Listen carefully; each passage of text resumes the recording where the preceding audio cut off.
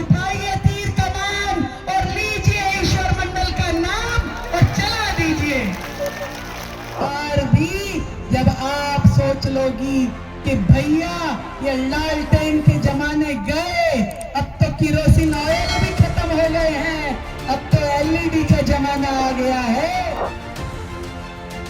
लेकर ईश्वर का नाम चलाइए तीर कमान। गुरुवार को दरभंगा ग्रामीण विधानसभा के सोनकी में आयोजित एनडीए प्रत्याशी ईश्वर मंडल के पक्ष में चुनावी जनसभा को संबोधित करने पहुंची दिल्ली की मुख्यमंत्री रेखा गुप्ता ने ये बातें कही। उन्होंने सीधे तौर पर यहां से राजद विधायक ललित यादव को गुंडा बता दिया। आपको बता दें कि खराब मौसम के बावजूद रेखा गुप्ता हेलीकॉप्टर से सभा स्थल पहुंची, जिन्हें देखने और सुनने के लिए बड़ी संख्या में महिलाओं की भीड़ उमड़ी थी। और इसी भीड़ के सामने अपने भाषण के दौरान तल्ख अंदाज में रेखा गुप्ता ने विपक्ष पर निशाना साधा।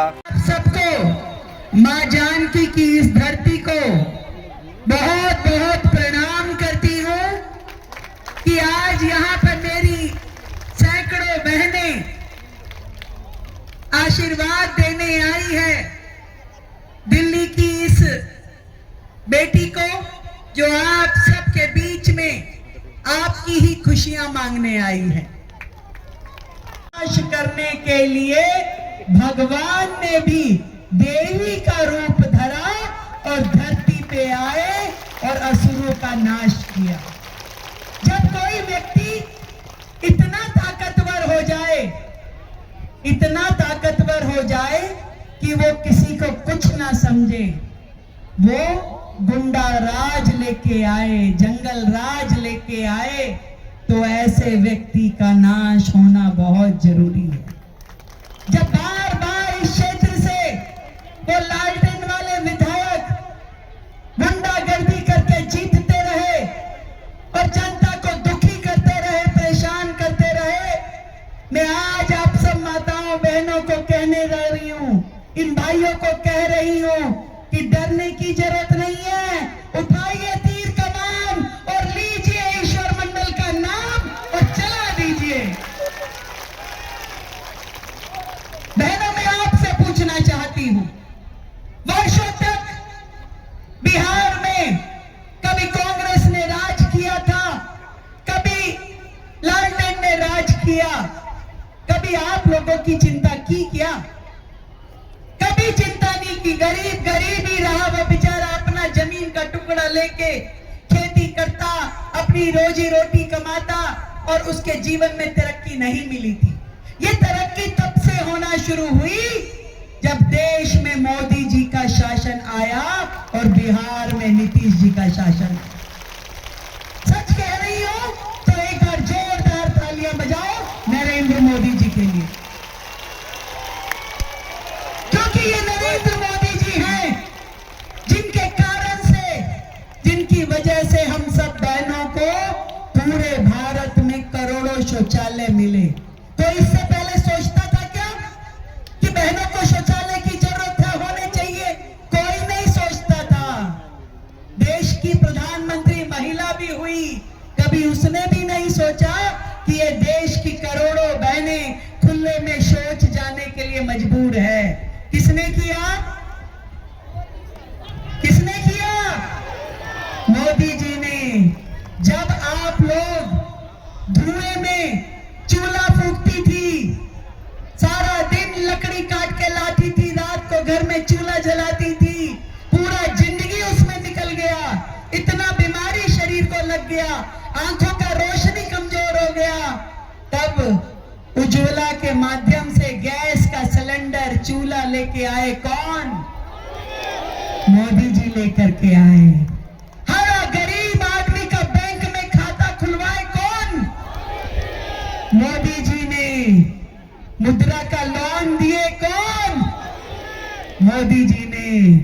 जब मोदी जी और नीतीश जी की ये जोड़ी काम करेगी, जो 20 साल से यहाँ पे नीतीश जी ने जो विकास बिहार को दिया, कितना सड़कें बना, कितना पुल बना, कितना ट्रेन नया चला, एयरपोर्ट बन गया, इतना सारा नया कॉलेज, नया स्कूल, ये सब विकास एक दिन में नहीं हुआ। लगातार लगातार मोदी जी के शासन में, नीतीश जी के शासन में मोदी जी ने बिहार को 15 लाख करोड़ का बजट दिया, तो इतने सालों में ये सब काम हो पाया। बहनों, मैं आपको एक कहानी सुनाती हूं, सुनोगी? एक सास थी, एक बहू थी। सास और बहू की लड़ाई तो होती ही रहती है। देखो कितनी जल्दी गर्दन हिलाई है। सास और बहू की लड़ाई हो रही थी।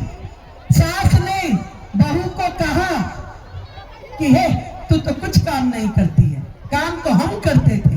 अपना टाइम में हम जाते थे, इतना इतना किलोमीटर जा करके पानी लेके आते थे, सरपा मटका रख के लेके आते थे। तुमको क्या है, कोई काम नहीं है, तुम तो नल का चलाती हो, पानी आ जाता है, भर लेती हो, कोई काम थोड़ी ना करती हो तुम। बहू ने सुनती रही। फिर सास बोलती है, तुमको क्या है, कोई काम थोड़ी ना करती हो, हम सारा दिन चूल्हा फूकते थे, लकड़ी लाते थे, हैं? तुमको कोई काम नहीं है, तुम तो लाइटर लेती हो, माचिस लेती हो, गैस जलाती हो, रोटी पका लेती हो, कोई काम थोड़ी ना ये होता है। हम थे सारा दिन गर्मी में रहते थे, पसीना पसीना हो जाते थे, फिर भी कपड़ा धोते थे, काम करते थे। तुमको क्या है, बटन दबाती हो, पंखा चल जाता है, बत्ती चल जाता है, तुम कुछ नहीं करती हो, सारा काम हम ही करते थे। तो बहू कहती है कि सासू माँ, सब अपना अपना कर्म भुगत रहा है। तुम लालटेन को बटन दबाती थी इसलिए दुखी रहती थी, और हम तो तीर कमान चलाते हैं इसलिए हम खुश रहते हैं। हम तो कमल का फूल खिलाते हैं इसलिए हम खुश रहते हैं। तो भैया, खुश रहना चाहती हो कि दुखी? तो फिर बताओ, बटन कहाँ दबाओगी? हाँ, और ये जो लड़का है ना, ये देखिए कितना सीधा लड़का है। ये विधायक आपका जब बनेगा तो इसको कह के कोई भी काम करा सकती हो। इसको तो इतना अधिकार रख लोगी, कान पकड़ के भी बोलोगी कि भैया हमारा ये काम है, तो भी ये आपका बेटा, आपका भाई, ये राजेश मंडल आपकी सेवा में लगा रहेगा। वो गुंडागर्दी नहीं, वो जंगल राज नहीं। जो पिछला विधायक यहाँ लगातार सालों से आप सबको दुखी करके रखता है, वो कहते हैं नौकरी देंगे पर नौकरी के बदले जमीन ले लेंगे। वो दाना डाल रहे हैं, दाना। तो सोचिए, जो चारा खा गया उसके दाने पे कैसे विश्वास करोगी? और आप समझदार हो, ये मेरे देश की बहनें, ये बिहार की महिलाएं समझदार हैं। ये अपने परिवार के लिए जब छठी मैया का व्रत रखती हैं तो 3 दिन लगातार बिना कुछ खाए पिए माँ की आराधना करती हैं। और जब सोच लेती हैं, ठान लेती हैं, तो करके मानती हैं। इस बार भी जब आप सोच लोगी कि भैया ये लालटेन के जमाने गए, अब तो किरोसिन ऑयल भी खत्म हो गए हैं, अब तो एलईडी का जमाना आ गया है, अब अगर मैं बटन दबाऊंगी तो वो खाली तीर कमान का दबाऊंगी। बात मानोगी ना अपनी दिल्ली वाली दीदी का?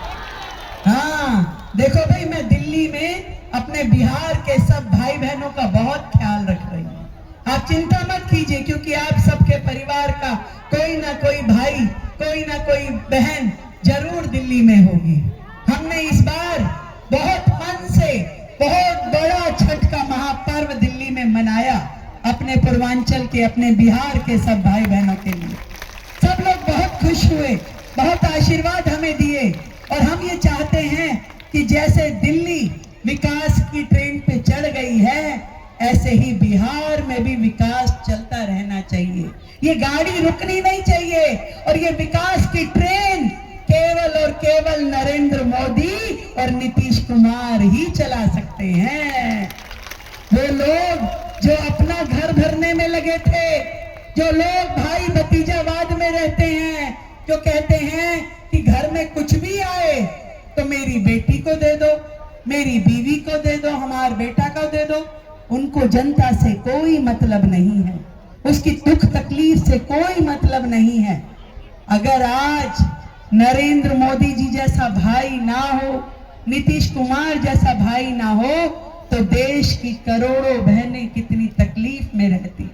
आज यदि वो आपको लोन के माध्यम से पैरों पे खड़े होने का मौका दे रहे हैं, बहनों के अकाउंट में 10-10 हजार रुपए का लोन पहुंचा रहे हैं, तो सोचिए हमारे जीवन को ये कितनी सुंदर दिशा देने वाला है।